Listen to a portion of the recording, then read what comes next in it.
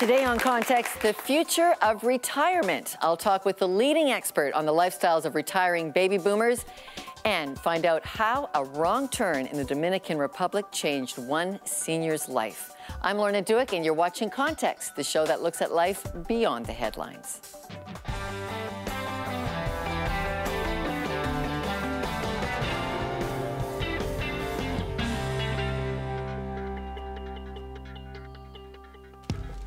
A new debate has launched over the future of Canada's pension programs.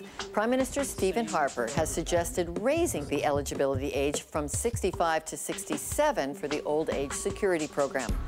What are seniors' expectations and responsibilities as they prepare for retirement? And how do we find real meaning in the golden years? Let's put it in context. Well, our first guest is Michael Adams, the Canadian pollster and pundit who knows the lives of baby boomers inside and out. He is the president of the Environics Institute and the author of Staying Alive, How Canadian Baby Boomers Will Work, Play, and Find Meaning in the Second Half of Their Lives. Michael, thank you for coming. Well, great to be here, Lauren. Well, just give us an idea, how large is this retirement bulge that is coming upon Canada? Well, there's 9 million of us. I'm a boomer. I was born in 1946 in September.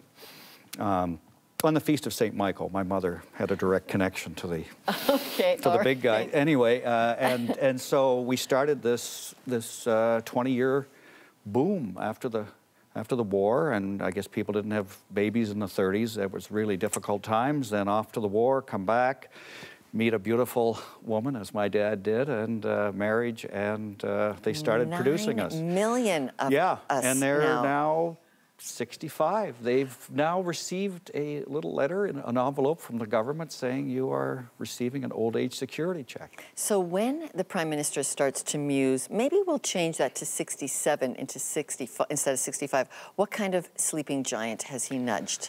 You know, he's really...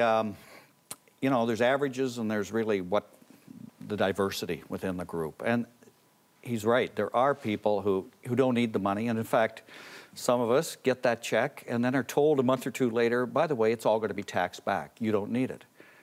Some of them, however, at 65, need the guaranteed annual income supplement, right? That's on top of the old age security. We have other things, RRSPs, Canada Pension Plan. Like, we've got a wonderful system in Canada. And there's a whole variety of ways people have approached retiring. So it's not all personalities, even though they might have had an income. Give us an idea just how the boomers break out. Okay, when my parents were going to retire, there's a couple of significant differences between them and the current generation. Number one, they could expect to live for another 10 years. They also may not have had very good jobs. They might have had a really tough job in resource extraction, in manufacturing. It might have not have been the intellectually stimulating jobs that you have and that maybe I have and that other people now have in the information economy. They were often tired, and some of them were sick and tired, and they needed help. And in fact, when we started building the social welfare state, the Germans, way back in the 1880s, the first thing they did was some security for the elderly. It was the first thing we thought we ought to do as a society. In the past, of course, church had done that, but there was a sense, again, that we have to cover everyone. Some people aren't involved in churches and so on. So that was that. So just think, they had 10 more years to go. Boomers, on average, have 20 years to go. And the best educated and the healthy boomers have 30 years to go. As I say in my book, they're entering the second half of their adult lives. So for some of them, you argue 65 is the new 45. But, Michael, there are 7.5 million who do not have a private pension plan. So and some people, I know people, they're in my family, who are, 60 or 55, and they're not very healthy, and they could use that help. And remember, when you get to OAS, then you start to become eligible for things like those provincial, free drugs and the kinds of things you get with your Medicare.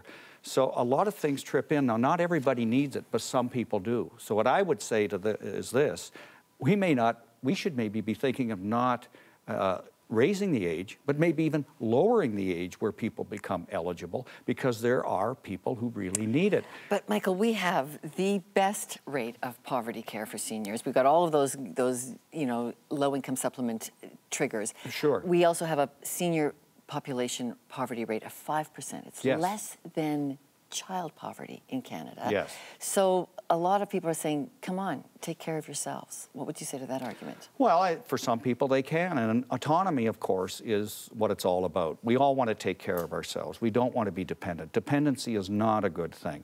And people who need help, you try to get them so they can be autonomous.